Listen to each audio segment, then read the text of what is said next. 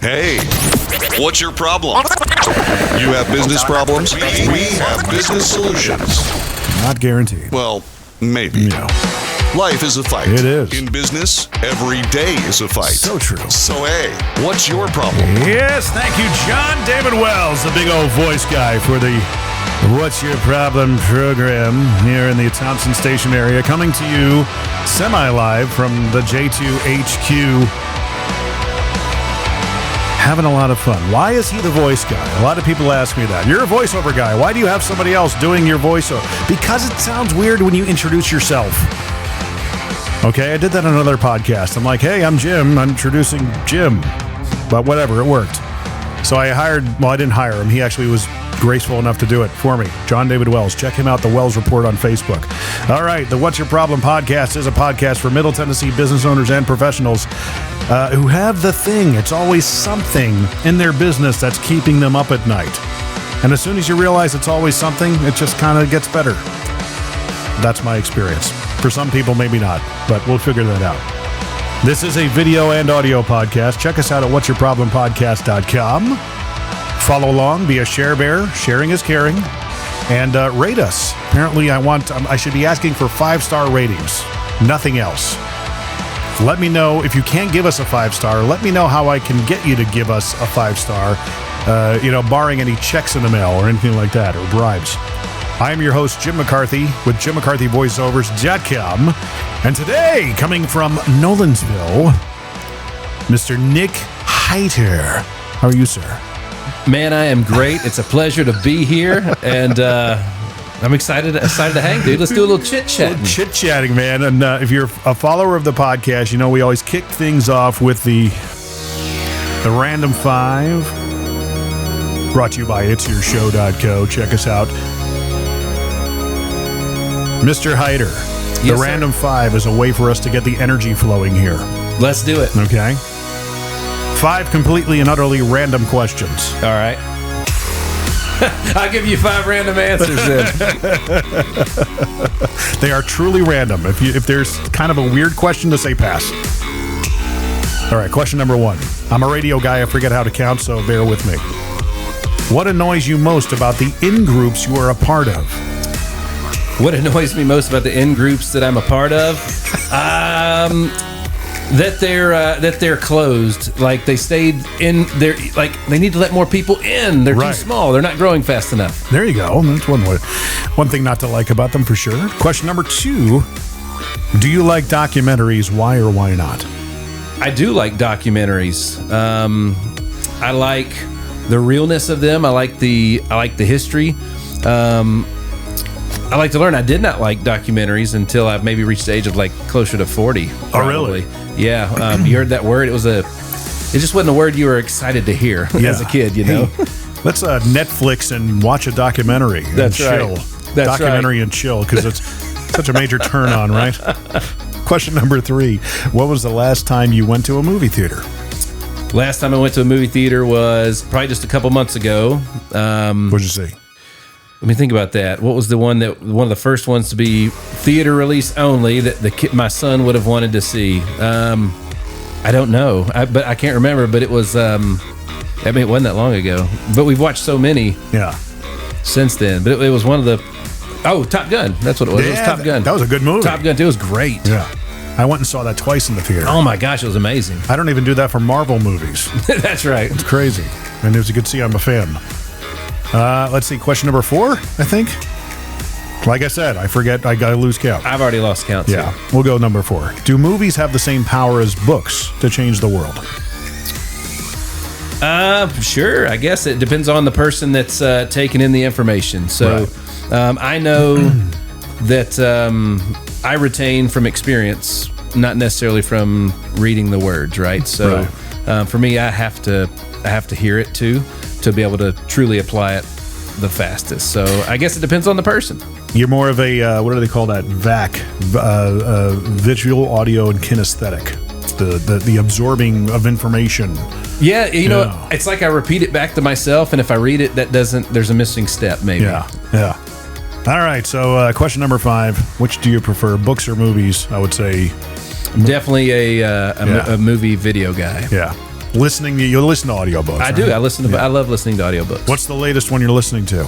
Right now, I'm going back through Think and Grow Rich. Rich Dad Poor Dad again by Robert Kiyosaki. That's once a quarter for me, man. I get something new out of it every time. So is that the genesis of everything you've gone through? Was that really what set you off on? Because, okay, let me just kind of go over this. That was the end of the Random 5 brought to you by it'syourshow.co. I'm all over the place formatics-wise today. So getting started with everything you do, you're a serial entrepreneur. That's all over and evident in your About section on your website here. Starting out early on, you were with a bunch of different partners and businesses. I mean, you're a Nashville local, born and raised. You went to Trevecca. We've got a lighting connection with Trevecca. We actually, in another business, outfitted the entire campus with LEDs. It's about time they did that. I know. It was about 4 years ago now. So, but I mean, that's a lot of connections there. And Trevecca's a great place. Yeah. I mean, so how did everything, did you like, hey, I'm going to get a job when I graduated college, or did you always know you're going to be a serial entrepreneur? What inspired all that? That's a great question. So I went to school on a music and a baseball scholarship. We figured out that they wanted you present at both, right. And I couldn't do that with the rigorous baseball schedule. So I was only on the music scholarship for my first year, and then was doing the baseball thing full time after that. After school, I played professionally for 5 years. Mm-hmm. So I started life at 27, right? When everybody else, and it's when you do something like that for so long. I talked about this on my show with both Tim Corbin and Coach Jeff Forehand about the identity crisis that an athlete has when they're done. Yeah. If so. You only retire from sports two ways: financially well off or broke. Yeah, And I was the broke side, right? So, okay. At 27, honestly, I didn't know what I was going to do. I found myself dressing like a baseball player for months after I was done being a baseball player. Long story short, we got into my off-season job was always in the nightclub business downtown. Mm-hmm. Whether it be I was a bouncer one year, I was a bartender one year, the bar back, the DJ. After like 5 seasons, I'd done everything in the bar. We were good at it. We started a marketing company that serviced those bars and made enough money to buy our first bar in 2000. It was Christmas Eve, 2008. Really? Mm-hmm. When we closed the deal. Well, I mean, it's funny because, you mentioned a lot of the things that we talked recently with Chris Hope, being in the NFL, that like he says, NFL inside apparently is known as not for long. That's right. That's what it stands for. I had no idea. That's right. And he talked about how we got on the topic of Tom Brady and, how he's retired. Now he's not retired. Now he's retired. Now he's getting divorced and everything. I'm going, that must have been...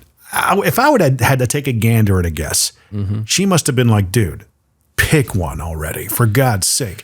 And it's like, it goes to what you're talking about. Yeah. When you're done with the career, then what? That's right. What's the big idea? What do you want to do? What's going to be the purpose and identity? Every college graduate that finishes their senior season and they've played their last game, that was the coaches, both of them alluded to. That's definitely a major thing. Really? It's every ounce of your being, because it is a job. It is a career, and it ends like that. You've played the last pitch is over, and then I'm 27 years old. I got no money. Yeah, I have no idea truly like what I'm going to do or where I'm going to do it or how I'm going to do it. I got my parents saying just get a job, and a job has never been something that I was very good at. Yeah.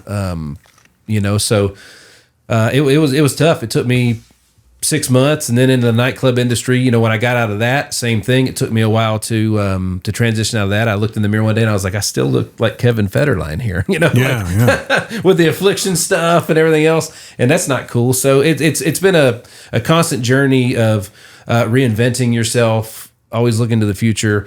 It's a real thing, man, and it crushes a lot of people.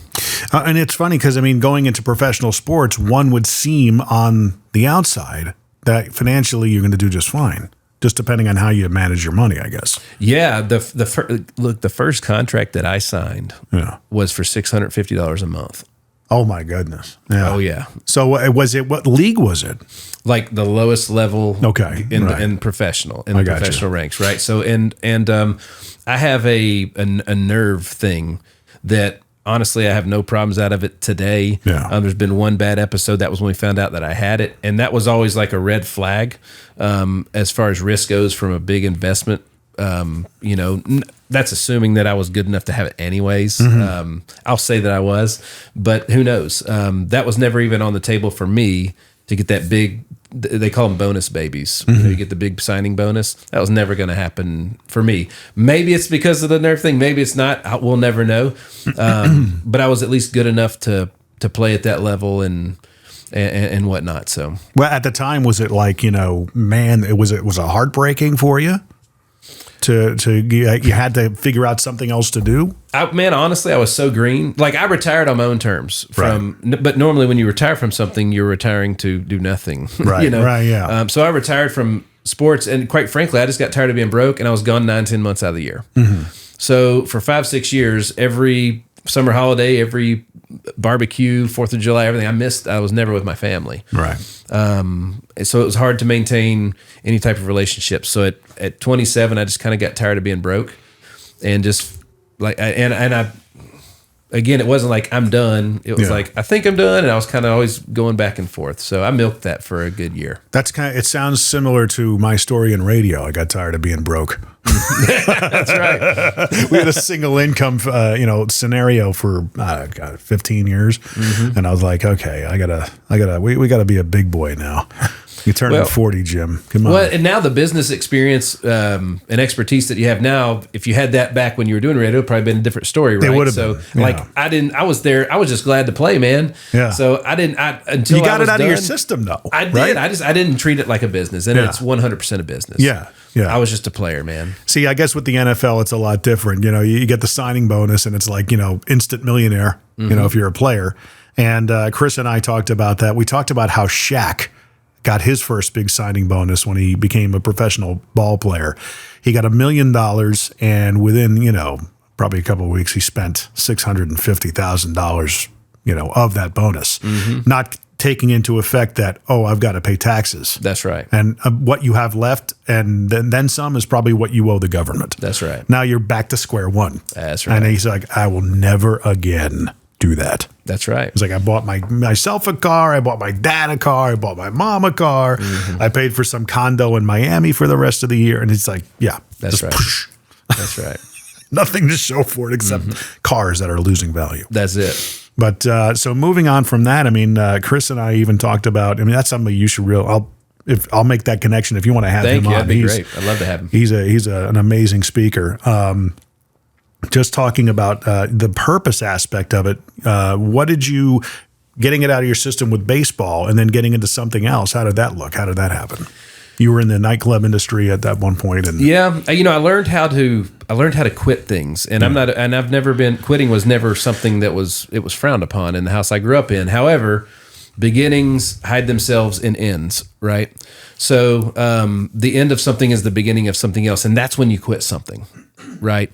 It's never just because you gave up on it. It was because the next opportunity, that was your path, So when I, like the last ball game I played, I got calls from all my buddies, come play in the men's league, softball, whatever. Like, I have not played a pitch since my last one. And it was the same thing in the nightclub industry. My last night downtown, which was in 14, I want to say, I've been downtown maybe 2 or 3 times since. Yeah. And it was always because I had to, not because I chose to. So not really fun for a local anymore. No. Yeah. And it was great. I learned a ton. I learned everything I know about marketing and promotion, and like financial management, from that, because it was a cash business. It came in hard. It came in fast. You've got cash sitting on the back bar in the form of liquor or whatever else it may be. And a lot of hands touching it. Yeah. And a lot being given away. And so I learned a lot about managing and running a business. And it was a unbelievable crash course in doing that. It's amazing how these things set you up, because for me, that was the car business. Yep. You know, car business showed me starkly how all the time I thought I was a good salesperson, how bad I indeed was, especially when it came to closing. So, well, and there's always somebody bigger and better. Always. Yeah, which is fine. Yeah, I mean, it was my education, my formal college education came in the form of the car business. Yeah, you know, because I didn't have a choice. I had to go out and make hay because my family's depending on me. I've got mortgage, I've got health insurance, I got this, that, and the other thing. And you know, I knew how to market from the radio business. Yep. So I started my own brand in the car business, while learning the fundamentals of true selling, you know, the steps to the sale. And it's something I take with me to this day. I mean, the impetus of this podcast came from some guy telling me, one of my mentors in the business, it's always something. Because I had one of those days. Everything was unwinding. The world was ending, blah, blah, blah. He comes in for the 11 o'clock to the late shift. And he goes, what's wrong, man? I'm like, I got this going on. This. And he's like, dude, it's always something. Yeah. And as soon as he said that, I was like, gosh, you're right. That's right. You know, and it's you know, I learned that, and you can only control the you know, what's in the 360 degree sphere around you. That was one of the things that I learned in that business. Control what you can control. Forget about the rest. That's right. You know, every day feels like somebody just threw a whole bunch of marbles on the table, and your job is to not let any fall off. And it's a really small table and a whole lot of marbles. I learned, you know, in sports, I learned that performance is key for success. In the hospitality industry, I learned that marketing and promotion and people skills are a key to success. Yeah. And then in the insurance industry, I learned how to scale business. So like, dude, it was it's probably a 15-year course, crash course for 15 years of just getting beat up and getting back up and learning along the way. And you know, when I started all this, there was no access to stuff like this, where you could hear from people that have been there and done it. You'd have to wait for them to put out a book, or hope they came to your town and spoke, or maybe your church or something like that. So the amount of information, it's almost, we've gone the other direction now. The amount of information is endless. So like, how do you, the CEO of U.S. Health Group, Troy McQuaig, is one of my, had one of the greatest impacts on me in life today. And he'd probably be like, why would he say that? It's just because just watching everything that he did, how he did it, how he treated people, everything else. But he made a comment to me one time, and I always ask him, what books are you reading? Excuse me. You asked him? I asked him, what books are you reading? I always want to know what books he's reading. Yeah. And he would ask me the same question. I'd tell him, he was like, you know, like, I was like, why don't you read more? He was like, because after I read a book, I need to take time to absorb it and actually learn from it, not just go to the next book and not put any of that to use. Yeah. So the application is what, like that one comment, I was like, all right, so now when I'm learning these things, I need to learn how to apply it before I learn the next thing. It's just like you got to learn first grade before second grade and third grade. Yeah. You know? And I go back and I reread a lot of books. One of them being Pendulum. I talk about it all the time on the podcast. I listen to it because it's a tough read, and it's a much more salient listen. You can absorb it much better. I must have listened to it 6 times. Gotcha. I always pull something new out of it. Well, that makes sense. And I would imagine that you're kind of doing the same thing. You're revisiting Rich Dad Poor Dad on a quarterly basis. Yeah. Pulling something out of that every time. So when I first, as an athlete, I was not a big reader. Yeah. It's like I didn't watch documentaries back then either.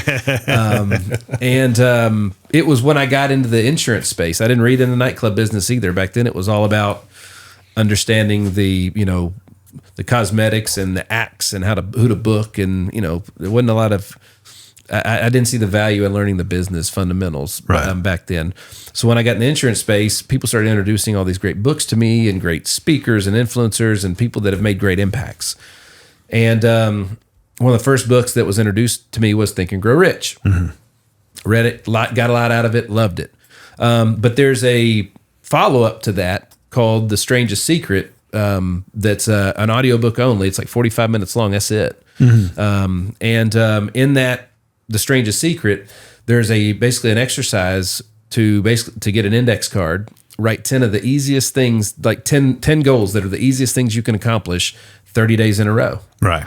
And if you fail, just like AA or anything else, you rip it up, you write a new card, and you start over on day one. Interesting. Wow. Everybody, I come from a family that's highly regarded here in Nashville. Our last name means something good to a lot of folks, and which comes with some responsibility. However, so a lot of things I took for granted, and my wife and I did this exercise at the same time, and I think it was when we were writing our 16th card that I realized that we looked at each other and we're like, we're the problem. This once we fix this, everything changes. Yeah. And that was 100% fact, man. Once we got through that first card, I still do that exercise to this day. Got the cards, got the same thing. It's just like time blocking. A lot of great minds time block when they're making their schedules. And that exercise, all of our new business owners, teammates, agents, whatever, when they get their day one folder, it's got a stack of index cards in it. Yeah. So we call it our $1 million month. 30 days in a row, and nobody gets it the first time through. Right. The first thing it teaches you is how to set goals. If you're laying in bed sick, can you do all 10? Right. Right. And that's like, so life's going to happen, and life's always going to try to get in the way. The great people will always be able to get done what needed to get done, regardless of what the day throws at them. Right. Some people are going to embrace the sickness. Other people are, let's just get this over with. We say it all the time. Like you could say, life happened, or life happened. You know, it's a good thing. Yeah. And so, and I mean, I'm talking like step one was wake up, thank God that I got another day. Yeah. Gratitude. You know what I mean? Absolutely. That was the first one. Easy to do. Instead of saying, I was saying things like read for an hour or drink a gallon of water, things that like may or may not happen. Everything had to go right, but I could just read one page. Yeah. I could just drink water. Right. So it taught me to one, learn how to set goals, but then I started to rack up wins. I was winning 10 times a day. Yeah. And that started to become a habit. It becomes a manifest. That's right. At that point. That's right. Yeah, I teach my son to think positive. He's at that age where everything's just crappy. That's right. He's 14. So I said, look, just pick one positive thing every day. Find one positive. That's it. And I said, eventually you start working that muscle, and it starts becoming a daily discipline. You can't be in a bad mood when you're thankful. Right. You can't be in a bad mood when you're counting your blessings, when you're grateful. Like it's impossible, and that's why. It's pushed in through the church to always count your blessings. It's because like it's a good day, man. Yeah. Everything's a gift. And that's something I also learned from the car business was that, look, it may be always something, but at least you got another shot. You got, you can Absolutely. Potentially have 4 at-bats today. That's right. Selling something the second largest purchase they're going to make. That's a lot of good practice. Marcus Whitney taught me a long time ago. He said, dude, nobody's undefeated. Right. You know what I'm saying? So like it's basically just who can take the hardest hits and get back up the quickest and go. And like, again, like counting your blessings, what you focus on grows. Yeah. So if you're focused on all your problems, they grow. If you're focused on all the great things in your life, they grow. It's a choice. Yeah. I had a really challenging this year. A select few people know what happened, but it was one of the most challenging situations I've ever gone through. Knock on wood. But one of those things that, 10 years ago, it would have dilapidated me, you know, but now I kind of looked at it, well, it's a rite of passage. It's something I obviously need to experience and get, fortify myself with mentally. And it was almost a gratitude of going, okay, you got to go through the valleys to appreciate the mountaintops. It was one of those types of scenarios. Absolutely. And, we were listening to a clip on the way over here of Derek Jeter, and it goes back to what you think about grows, and he basically said, what you thought about last is what you did. Yeah. And he was like, think about golf. Don't hit it left. Don't hit it left. Don't hit it left. What do you think is going to happen? You're going to hit it left, right? You know what I mean? Yeah. So the mind is. Nobody, me included, nobody understands how powerful the mind is, and really how limitless it is. And when I finally understood the difference between conscious and subconscious, that changed a lot for me as well. There was so many things that I was subconsciously doing on an everyday basis. Like I challenge all of my folks that work with this. Like when you get dressed tomorrow, ask yourself why you started with the leg you started with when you put your pants on. You know what I mean? Like, and they're like, I'm like, what leg do you do? And they think about it, like, always my right. And I'm like, why? And they're like, I don't know. And I'm like, you see how many other things in your life are that way? Yeah. Right. And so if that many things are happening in your life that you're not even aware of, that's your subconscious. And we know that the only way that you change the subconscious is through intentional habits over and over again until it becomes until your conscious becomes your subconscious. That's very true. I mean, one of the things I talk and teach my kids all the time is they hear me say it over and over and over again. I said, one of the biggest things you can do is marinate your mind in good stuff. That's right. Okay. So many people marinate their minds in Facebook feeds and comment sections and pointless arguing with other people they're never going to meet or minds they're never going to change. They'll listen to the news. They'll listen to politics, and they mire themselves in stuff you can't do anything about it. That's right. Other than vote, and even then that's questionable in this day and age. I said, but my kids hear me all the time. Marinate your mind in good stuff. When I was on Brad's podcast, he says, what was the one thing you would do different if you had to go back to sell cars? I said, easy. Marinate my mind in good stuff. And I got a bomb for it. That's right. And he goes, what do you mean? I said, I would just listen to good podcasts every day. Listen to good books. Just listen to good stuff, That's right. It makes a huge difference. It really does. The biggest problem with the news today is that there's two sides of it. There's good news and there's bad news. Yeah. But for whatever reason, they think only the bad news sells. Well, I disagree. It is. The reason why is because it's, even when I went to broadcast school, it was if it bleeds, it leads, and sex sells. Those are the two biggies.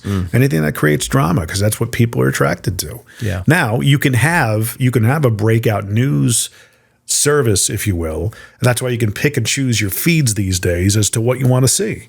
And I would beg that a lot of people would want to see, just choose positivity. It's easy. Yeah, that's right. It's not that hard. So moving on to other areas of your life. I mean, when did you get married? How long you been family and all that stuff? My wife is like, what a superhero. Yeah. And so out of my league. Holy cow. So the story with her is she worked at the bar that I got. That was my off-season job. So, and when I met her, I was immediately starstruck. Immediately my game was terrible, so I got immediately friend zoned, where I remained for like 6 years. You broke out of the friend zone? I broke out of it's like, dude, I'm like one of the only people to ever break out of the friend zone successfully. Right. And we actually, our first, like the first time when we became an item was New Year's Eve in 2007. We were living together within a couple months. Our son arrived in July of 2009. Still not married because we're working on some things. But more importantly, like we didn't have enough money to pay for it. Yeah, yeah. And that was a big thing because we were engaged throughout this whole time. So we were engaged for like 5-6 years. Right. Got married in 2014. And so our son was at our wedding. We were trying to do it young enough that he wouldn't remember, but he does. Right. And then you think he remembers through because he remembers or because he sees pictures? He remembers certain moments. Yeah. We've always encouraged him to take things in and just sometimes just close your eyes and take that moment in for a second so you can always remember it. Little snapshots of your life, And then our daughter, so after our son was born, we always wanted a second one. And we started trying after we got married for her in 2014, which it took, we had a deadline of our 40th birthday. If we didn't have a child, we were going to go on ahead and I was going to take care of business so that wasn't something we had to worry about anymore. Yeah. And we would think about maybe adopting or something, just see what the Lord had in plan for us. And we were in Vegas. It was the morning that we were doing our episode of Dropping Bombs with Brad. Yeah, yeah. We're in the hotel. We'd been out with him the night before, had some wine and stuff, and like she's in the bathroom, like just sick to her stomach. It was ugly. Yeah. And I was like, "Are you gonna be all right?" She's like, "I don't know." And for whatever reason, she had a pregnancy test delivered, and that's when we found out that our baby girl was coming. Wow. And that was in August. My wife turned 40 in October of that year. So we found out within 2 months. of our 40th birthday that she was coming. So right on, man. It was greatest thing ever. She's walking now, starting. So a lot of noises coming out of her mouth, so a couple words here and there. So not too long ago. Oh man. Okay. She's 1.5. Yeah, she was born in April of, I guess it was 20. We're in 21. You're one of these guys who is like, you got so much done in a short amount of time, but you have such a, you look young. But Thank for you. some reason on when you read all the things that you've done and all the accomplishments, I'm like, you got to be pushing 50 at least, But no, right? I mean, you're 42. You're 42. Just turned 42 God dang, man. this month. Just turned 42. Now, did you notice that there was a shift in life around 40? 100%. Really? But I mean, up until baseball ended at 27 and you kind of hustled for 13 years, right? I was, we had a good run in the hospitality industry. Yeah. The businesses thrived. However, I didn't know how to manage money. I had great partners, but we didn't know how to pay ourselves. Yeah. We invested too quickly and tried to scale too quickly and didn't pay ourselves. And in 2011, when you do all your business at night, surrounded by alcohol, it's tough to keep character. Yeah. It's hard. A lot of temptation out there. And my wife and I just finally came to the conclusion that, like, if we're going to do this, we need change. So I told my partners this. They were great. They bought me out. And I got into a big, gigantic real estate deal out at Opryland. There's still a hole in the ground today that we helped pay for. There was going to be a mixed-use condo high-rise thing there that was in conjunction with the water park that she was going to do before the flood. Okay. Oh, wow. And when the flood happened, that crushed a lot of it. Basically, I lost everything we had in that deal when it didn't happen. Yeah. So in 2013, when I started my insurance company, I literally had to walk out. They offered me a agency. All I had to do was pay for the licensing. It was $300. Okay. That's how sweet of a deal they made me. And I had to walk out. I had to excuse myself to go to the restroom mid-interview so I could go outside to the parking lot and call my dad and be like, Dad, can I borrow a credit card? Right. And he asked me what it was for. And I told him. He said, I'll do it, but don't come back. This is it. Like, make it work or don't. You got to figure this out. Yeah. You got to figure this out. So that was probably one of the greatest things that my parents did for me, was because they're amazing and they were always there for me, my grandparents too, but they almost enabled me to continue that. So one of the greatest things they did was say, this is it. Yeah. Yeah. Right. And that happened. I was 32 years old when that happened. It was your back against the wall moment. 100%. Yeah, either do or die. And that was 2011.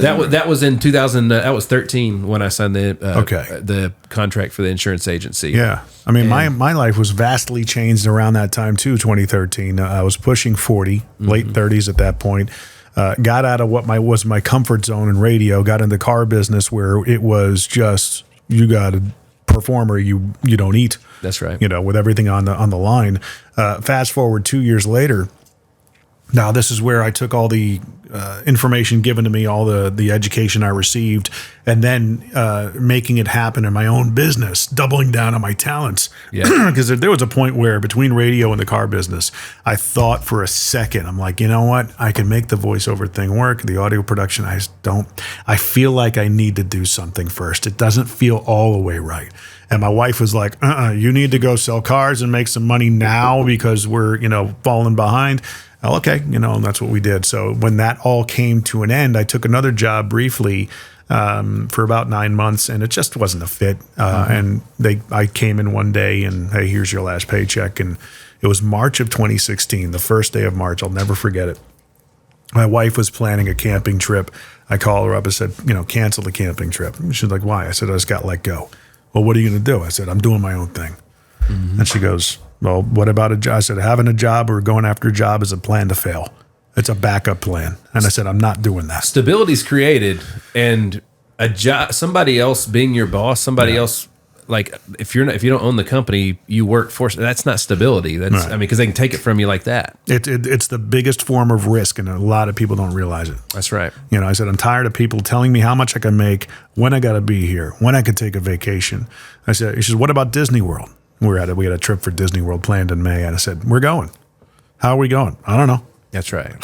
We'll figure it out. That's right. And what initially started as a 1-week vacation in Disney, because of we call them money angels. Things just happen to happen. And we, took a nice trip, took the kids for the first time down to Florida and Disney World and everything, turned into a 2-week vacation where we took them to South Florida because I booked a video gig with an old friend of mine who runs a dealership down there. Mm-hmm. So tax write-off. And then 2 weeks in Florida, kids got to go to the beach in some of the nicest beaches in the world. It was awesome. That's right. It's amazing. It's like, if I did this 5 years ago, God dang. That's exactly right. But you can't think that way. You can't. And, even when you start your own thing, it's 24/7. I mean, life's 24/7, 365. I'm a husband and a father, 24/7, 365. Yeah. I'm just not being one right now. Yeah. But if the phone rang and it was emergency, I'd be like, got to roll, right? Yeah. That's what being a business owner is. Yeah. Right. And whatever it is that you don't like about when you first start your project or your business or whatever it is you're doing, it's not permanent. It's all temporary, Yeah. and you can change it. So one of the biggest obstacles to overcome when we were like with the insurance agents was like, dude, like, first of all, your first 30 days, this is what we know works. It's a commitment. And they're like, man, I don't know. I'm like, it's 30 days. Yeah. It's not permanent. Yeah. It's temporary. Like all this is temporary. So, and just like money, once you start to get good at things, it compounds. Yeah. It compounds. It becomes easy, like second nature. That's right. Yeah. Riding a bike. That's right. And it's funny when those first 30 days is getting them to understand, look, you got to build the foundation, man. Mm-hmm. This is what Forks for building the foundation. Yeah. Again, going back to the car business, there was a foundation, a road to the sale. It doesn't mean you have to adhere to it. As you get more experience, you're going to be able to read the signals of your customer. You're going to find your voice. That's right. In voiceover, when I teach voiceover, it's all about finding your voice. Guys, it took me 20 years to find. I'm still looking for it. Yeah. Okay. And I'm doing this for 25 years. You really But you got to stop. find your voice. You do. And it's like talking on camera the first time. Nobody's good at it. It's weird. It's awkward. Singing in front. Funny story about my son I've told before. When he was like 4. And by the way, my son is every parent's kid is the greatest, right? So I'll tell you mine's not. All right. We're pretty honest with him. However, he is an incredibly talented musician. And at the age of 11, he was actually cast in a Broadway musical to be the drummer Freddie in the School of Rock thing they had there. So pretty cool. But I'm saying all that because when he was like 4, he had already started messing around on drums and everything. And he's going to do the Christmas thing in church where they get up and they got them all dressed up all cute. They're going to get up there and sing. It's going to be terrible and everybody's going to love it, right? Yeah. So he's freaking out backstage. I go back there to give him a hug and take a picture, do what dads do, and he's freaking out. Yeah. And I was like, what's wrong, buddy? I don't know. I don't think I can do this. I was like, well, are you shy? He goes, I don't know what that means. And I was like, well, basically, like, are you nervous? Like, what's wrong? He's like, what if it's not any good? And I was like, all right. So, and my wife was standing next to me, and this is the first time I'd ever said this out loud. I was like, so if you're shy, buddy, I'm like, look, if you're like, what you're feeling right now is actually selfish. That was when my wife's eyes broke up. She's like, where's he going with this? And I was like, who are you singing for? And he was like, and I was like, who are you singing for? He was like, the people out there. I was like, that's right. Why are you making it about you? Mm-hmm. Make it about them. And he was like, huh. And immediately all the fear went away. Wow. Right. Wow. So he's never had a problem getting on stage. Yeah. He's never had a problem being in front of people since that day, because it's like, if you're going to perform for them, then make it about them. It's not about you anymore. And isn't that the truth in life in general? That's right. I call it be them centric. That's right. With your social media posts, it's not about you. It's about them. That's exactly right. Until it is about you, and even then, it's not about you. That's right.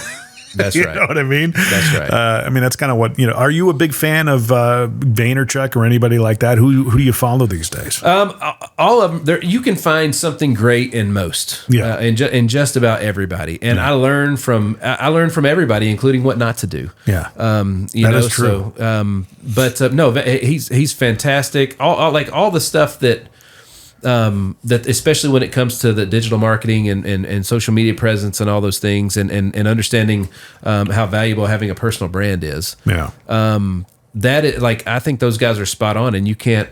It's evolving. It's always changing. So you got to stay dialed in and tuned in, because if you're following advice they gave you 3 months ago, you're probably 30 days too late. Now, they've probably moved on to the next thing. It's crazy because I'm seeing a lot of, you got to notice the trends and the shifts of what people are putting out.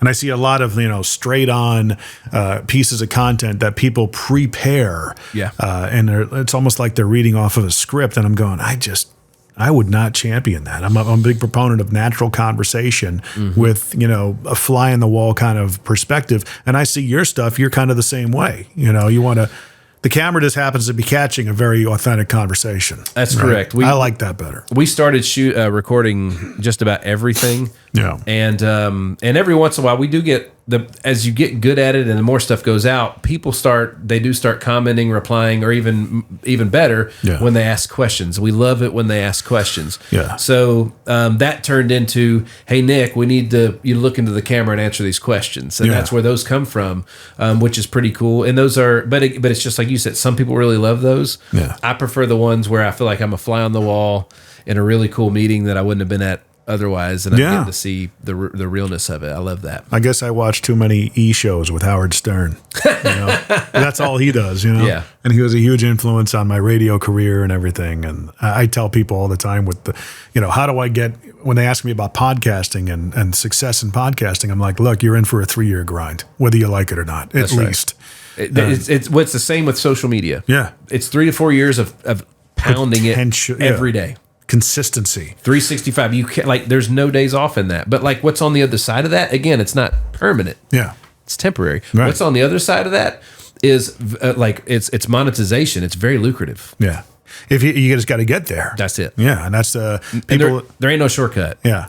People ask me all the time, what are your numbers? I go, I don't know. Last I looked at them, a couple hundred an episode, and it's probably growing. Oh, you don't pay attention? No. Yeah. So when I get to episode 200, I'll start looking at it. That's because at episode 200, that's about 6 months of radio. When we started my podcast, it was a commitment. As a matter of fact, anything that we do now, we're not gonna look up for a year. Yeah. Anything that we're gonna do, we have to give it a year to let it culminate, to let it to come to fruition. Yeah. And to learn along the way. We're not going to be perfect at it right out of the gates. How foolish would that be to think that? So when we go back and we watch the first couple of episodes versus the ones we're doing now, it's amazing. It's like watching the first episode of Friends versus the first season of Friends versus the season 4 or 5 or whatever, when they truly came into the character. They found their groove. That's right. They found their voice. So do you have a lot of people going, I'm working with some podcasters now where they're like, we just, it's got to be perfect. And I'm like, dude, you just need to get stuff out. Okay, that's right. It's going to be a work in progress. Understand that you're going to be working out the wrinkles and the kinks. Listen back to every freaking episode. I pound that into people's heads. I'm like, if you're not listening to your damn episodes, you're doing yourself wrong. Absolutely. Okay, that's how you're going to get better. It's called air checking yourself. That's right. Now, if you don't, I tell people all the time, look, you got to start listening back to stuff and just start, being your own worst critic. In a way. Same thing with voiceover too, 100%. There, you hear those actors are like, I don't ever watch my stuff. Yeah. I'm like, if you don't study something, how do you improve it? So my son and I, we watch all of our episodes when we work out. Right. All the episodes of mine, and we watch a lot of other people's episodes too. It's pretty cool how some of the things that he says are wise beyond his years because of all the time we've spent. Yeah. Watching things like this. Some people, I just don't want to listen to my first episode. Go back. It's good to do it because you have perspective on how far you've come. Sure, you're going to cringe. That's all right. I got an update on my phone last night on the new iOS, the 16.1.1. Yeah. Well, imagine if they do updates all the time too. They're fixing stuff. It wasn't perfect. Steve Jobs was quoted for that. If you wait till it's perfect to release it, you waited too long. Yeah. So that the feedback, all those things, and plus, when we were building the nightclubs, I learned from another guy. He always had the nicest ones in town at the time, and he was always 80% done. Yeah. When he opened it, it was 80% done. I'm like, why is that? He was like, because I'm constantly changing little things, and every time you walk in, it's like you remodeled. Yeah. So you're always giving people something new. And we started doing that. It's amazing how that changed things. Well, that's good. You're getting stuff you're executing. Perfection's not profitable. That's right. That's something I've heard a long time ago. I'm like, ooh. Well, it's not because it's so rare. And I don't know if anybody would notice it if they saw it outside of Jesus, Yeah. That's you get over it. You're not going to be perfect. That's I right. mean, crying out loud, I'm clearing my throat and dropping things on this spot. I leave it all in. You know, that's the best. That's the cool thing about podcasts is it's very raw. Yeah. That's what people ask the difference between, because when you have a setup like this, I mean, this is a television studio at the end of the day. Yeah, but I mean, it's a radio show. You know, Yeah. that's all it is. Yeah. So, but when you sit in something like this, it's just like it's. People ask what's the difference in when we first started. It was, well, you got to wear the headphones. That's what makes it a podcast. But more than anything, it's raw. It's raw. It's unedited. There's like I don't say a lot of swear words on air because my kids watch this, and other people's kids watch this, and I coach my kids' ball teams and everything else. So it's not good to do that. However, like other people have said them on the show, and when they're in there, they're still in there. As a matter of fact, it might have been DJ Silver that dropped the first one, I think. Oh, really? I think so. And then he was like, "Can I say that?" I'm like, "You did." How many episodes are you in now? We just aired episode 56, dropped yesterday. So we're right at the year mark. We've dropped one episode a week since 56 weeks. How many do you have in the can? We're usually 4 to 8 episodes in advance. Gotcha. Ahead. That's and that gives us some time to work on some other projects. Eventually, we would like to get it to that place where, maybe you only shoot 3 months out of the year, with a couple of strategic, common or current event things you might have an episode around or whatever. Like when the Nolensville Little League team just got back from the World Series. Randy, the coach, is a great friend of mine, and so it was like, dude, you're coming in between parades and everything else to talk about some stuff, and it was great. So in a perfect world, we'd shoot 2, 3, 4 months out of the year, maybe, with a couple of strategic things as real life happened. Well, I love the sports connection with all the names, the Hitlab, and the name of the podcast is the Histreak. The Histreak. That's right. Yes, that's right. And the music too. The music, because you have hits and music too. So it just seemed like and I learned a lot from Brad and his Dropping Bombs podcast.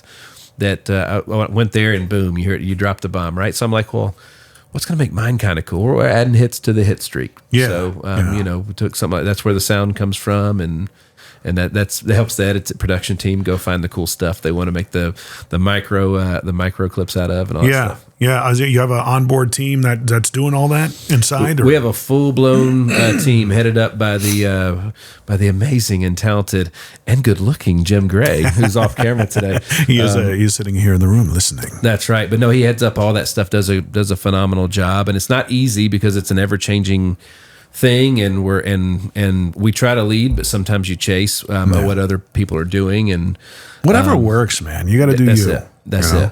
And it's keeping up with the trends of the animated logos and the captions and all that fun stuff, which is right. Taking the world by storm. Well, I have no idea what it's going to go or look like next. I know. Where does it go from here? Yeah, I mean, I just got done, with the original iteration of clips with the headline and the stuff on the bottom, but now you got to make it. There used to be a time bar at the bottom. I still do that. That's not popular anymore, I guess. I'm behind. I think captions will be 100% emojis before long. You know what I mean? That too. Yeah. You got to have little emojis that pop up in certain areas, but okay, oh gosh, No, it's cool. I love it. A lot of times the team will put something out with something new, and the first time, as a matter of fact, everything that goes online on my stuff, the first time I see it is usually with the first time you guys see it. No, right. That's when you know what I mean. So they're fantastic, because in the beginning it was like, dude, you got to take that down. I can't be out there. No. Now you can't get it up soon enough. Now we can't get up soon enough, and they're so good. Like, well, Jim, we haven't had anybody take anything down in 6-7 months. Right. Why would you take it down though? So it represents in the world of Jim's insurance. Over here laughing off camera. Well, for me, in the world of insurance, I represent a amazing company that has a foundation and standards and principles. And anytime I get on a microphone, I'm representing them to a certain degree, right? So and insurance is a very regulated industry. Compliance is a big thing, just because it's there to protect the consumer. And you can say something like, let's just say I just saved a family $10,000. Well, you can't say that, because now every family is going to expect to save $10,000. Right. And that's not exactly how it works. So that's why Geico goes with the percentage. That's right. That's exactly right. Okay. So interesting. so there's definitely a lot of strategy to that. So I'm, being a representative of an amazing company like that, and now Rack Financial, it's something that I have to be very aware of. Who's a guest you really want to get on? Holy crap! Well, I got it. We have lists. We have, Jim Gray. We have lists of them. But some of the people that we're going back and forth now are like next week we're shooting 2 episodes. I've got Josh Hotzenpiller, who is the CEO of Juno, the one of the owners of he's an unbelievable entrepreneur. He's a pastor. Huge deal. And we're shooting an episode with him on Tuesday. Got Coach Michael Burt coming in on Wednesday. That's Love right. Coach Burt. No, man, I'm going to activate your prey drive. I'd like to have Derek Jeter, somebody I will get one day. Have you asked? Not yet. Ask. Not You yet. never know, buddy. Well, technically we have asked. We just had to ask the right people. Did you want to get him on Zoom or you want him in person?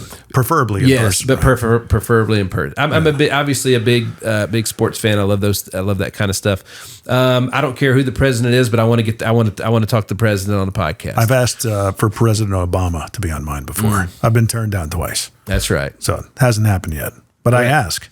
I think those are just. I don't care. I'm not a big political person, and I don't care.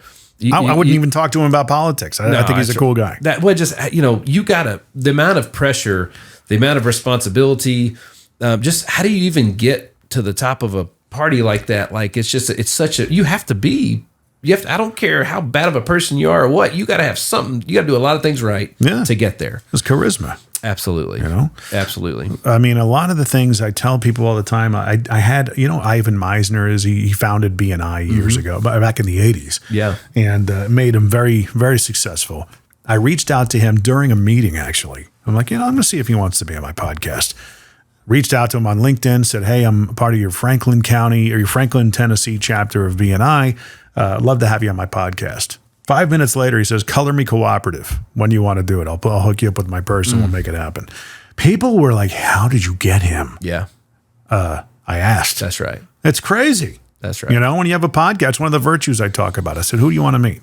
Invite them on your podcast. That's right. Starts conversations all the time. You do not make shots that you do not take, right? You really don't. I mean, I've talked to, had Brad on twice. I said, he said, you're in town. Like, come on down. I said, you told me that episode 100 is a landmark episode. So once we make it there, that means the podcast is legit, right? He goes, yeah. I said, all right, when can you be here? You're going to be episode number 100. He says, how's Monday sound? All right.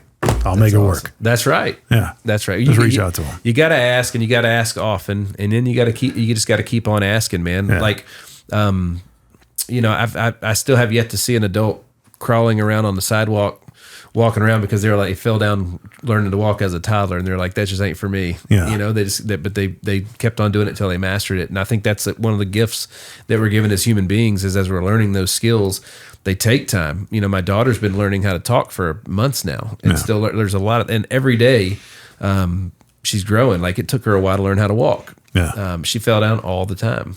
I'm still learning how to talk after 40 some odd years. Well, you mentioned the voiceover stuff, folks. If you don't know, I'm so glad that you decided to do your own thing and come back to it, because we're going to be working with this cat a lot, man, with all of our stuff. I'm so glad to be here. I didn't know. I'd heard your voice a million times, and it took me a while to put 2 and 2 together, man. Thank so you. I'm so happy. Like, you're fantastic at it. We're gonna reproduce the intro, and it's gonna be the Nick Hyder Show.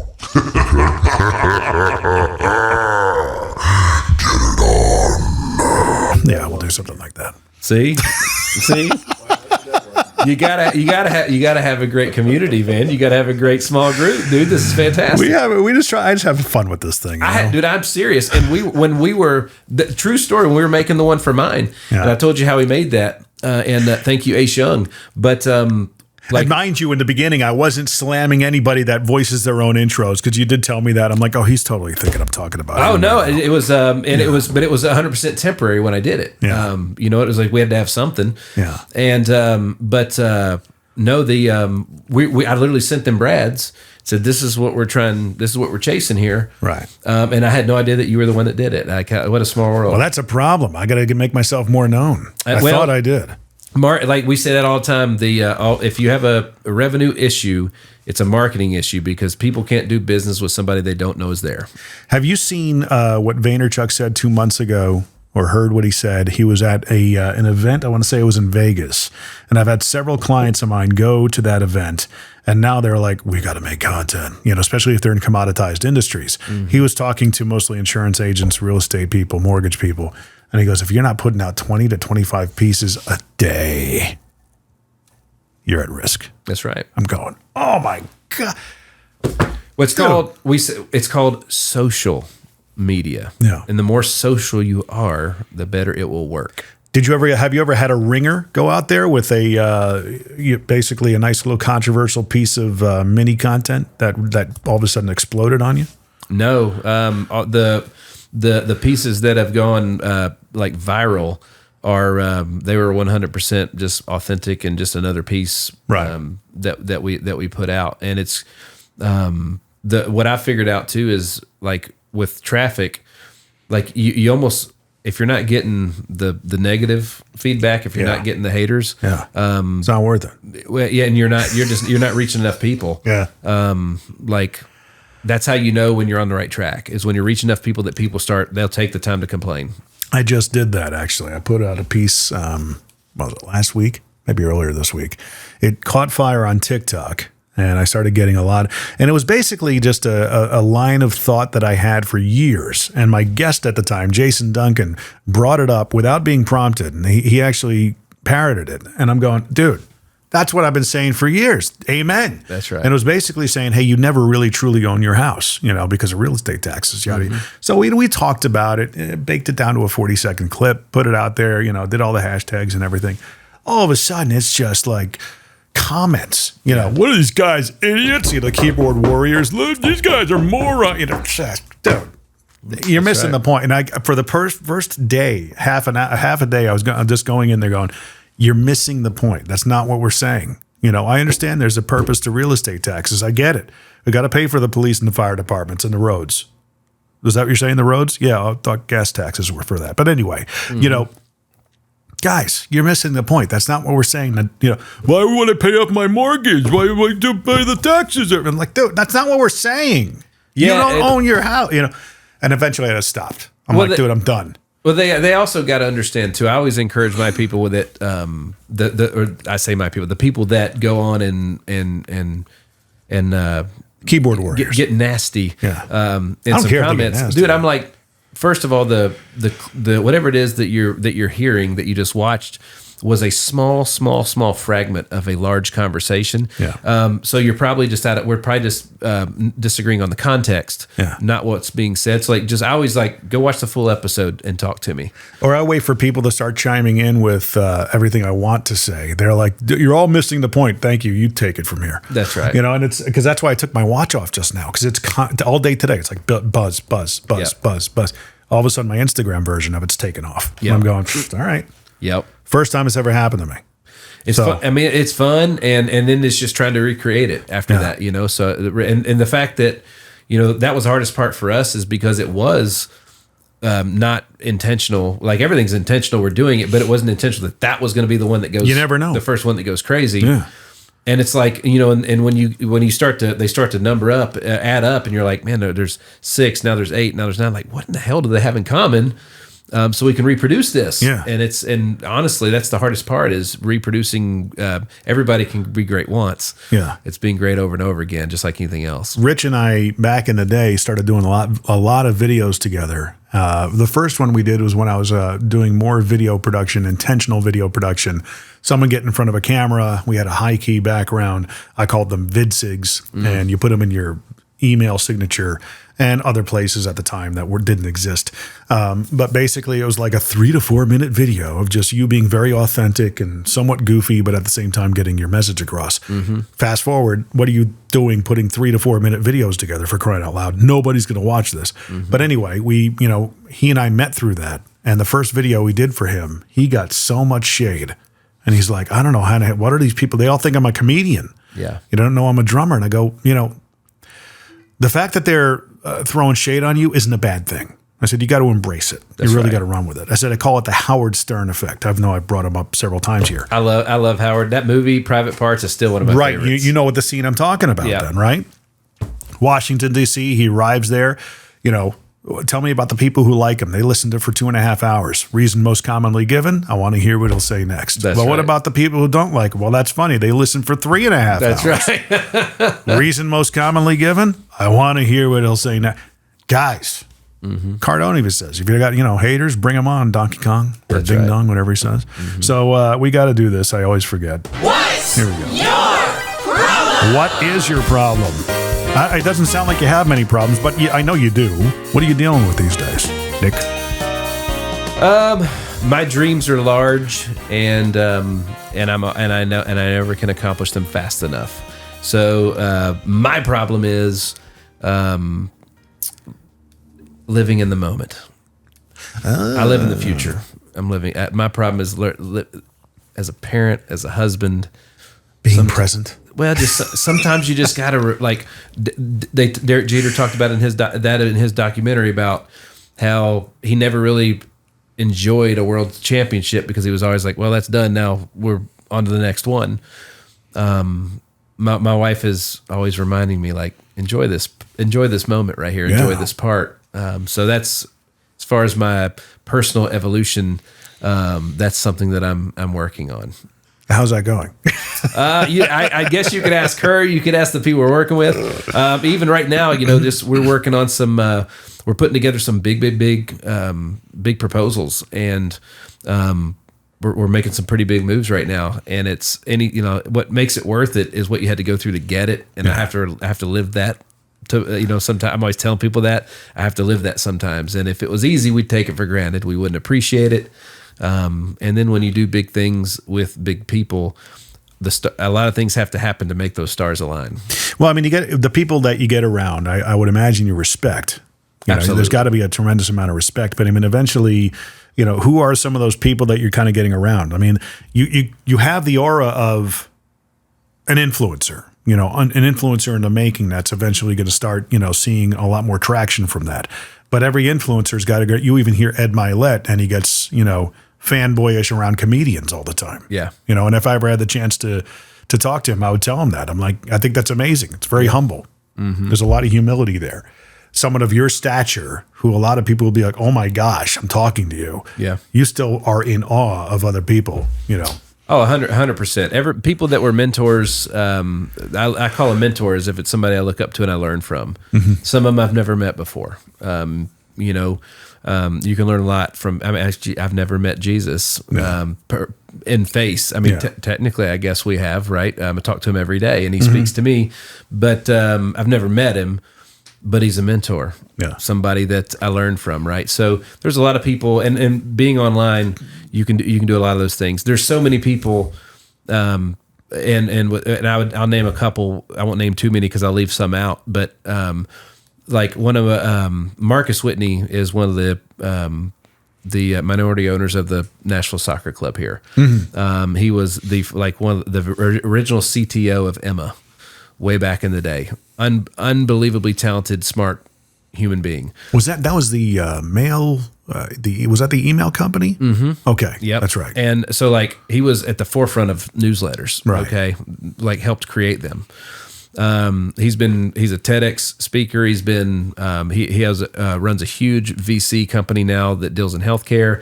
When I met Marcus, I rented a little bitty house from his parents, where it just so happened that he had gone through a divorce and was at rock bottom as well, and was living with his parents. Him and his kids he lived in split time between Boston and here. So when he was here, he lived with his parents because his parents took care of his kids. Right. And we used to have beers, and I've watched him do all this since 2014. Yeah. Okay. Or 13. Unbelievable guy.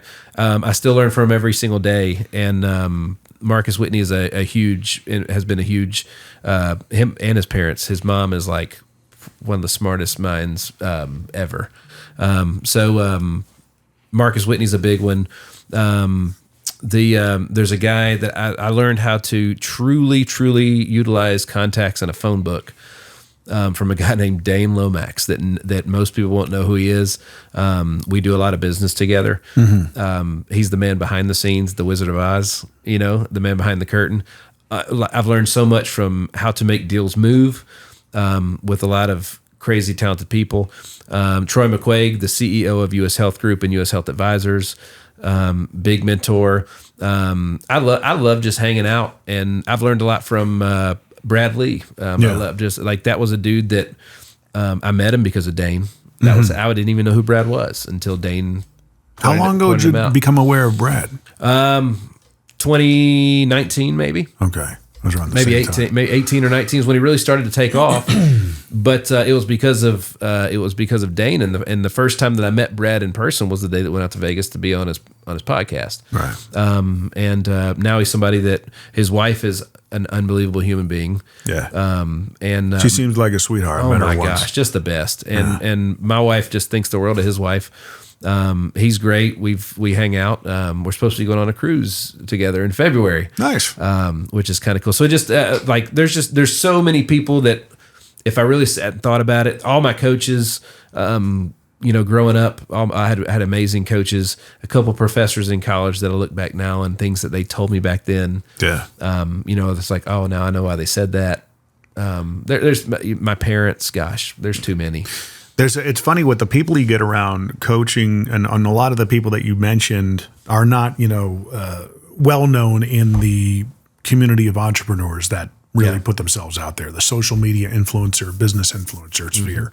And it's like, gosh, man, if you would just push that way, you'd be huge, right? There's one guy that I've met him once, and whether he knows it or not, he's been a huge influence on me from afar. Just because from a culture standpoint and creating a good culture in business, just an amazingly brilliant guy, coming up with the systems and how he measures it and how they put it out there. And every time we talk about, hey, I texted him the other day. I said, hey, you're in town. Yeah. You got some free time. Get down here. Let's do a podcast episode. Yeah, crickets. It's like, dude, if you would just, the world needs to meet you. That's right. It's so aggravating. It is. And so, not everybody. They're not cut out. I get it. They're reluctant. They are. But the reluctance is the appeal. Yeah, that's right. what makes you so appealing, Well, that's true. And the accessibility, it's one of the greatest things that I've done in the last 5 years in business is I became a client of a company that's actually based out of Nashville called Brand Builders. I've heard of them. AJ and Roy Vaden are the I call them the co-CEOs because they're a husband and wife team. Roy's a best-selling author. Both of them are stars in their own right. Yeah. And then a very close personal friend of my wife and I's is one of their founding members, and both him and his wife are. And they have done more for me in a short time with trajectory and clarity and understanding the true value of how important having a personal brand is just your online reputation, dude. And there's two worlds we live in: what shaking hands in person and what's online. Yeah. And online reaches a whole lot more people. It does, and people will sense your authenticity and your believability. That's right. There's I call it the BS meter. If you come across somebody that it's like there's something that's just you just know. That's right. Intrinsically. So it can be a double-edged sword sometimes. Right. How can people follow and find you, man? Everything is at Nick Hyder, right? At just Nick my Hyder. First and last name at Nick Hyder. All my social, we call them the Big Six: Facebook, Instagram, Twitter, LinkedIn, TikTok, and YouTube. That's right. How's TikTok going? TikTok doing funny dances and stuff like that. I haven't. I'm sure when my daughter gets a little older, we will. I'm a fan of TikTok. I love it. It's my guilty pleasure. I see a lot. I've learned a lot about trends and things that are happening. Great ideas. I saw one the other day where and this is a guy I actually know.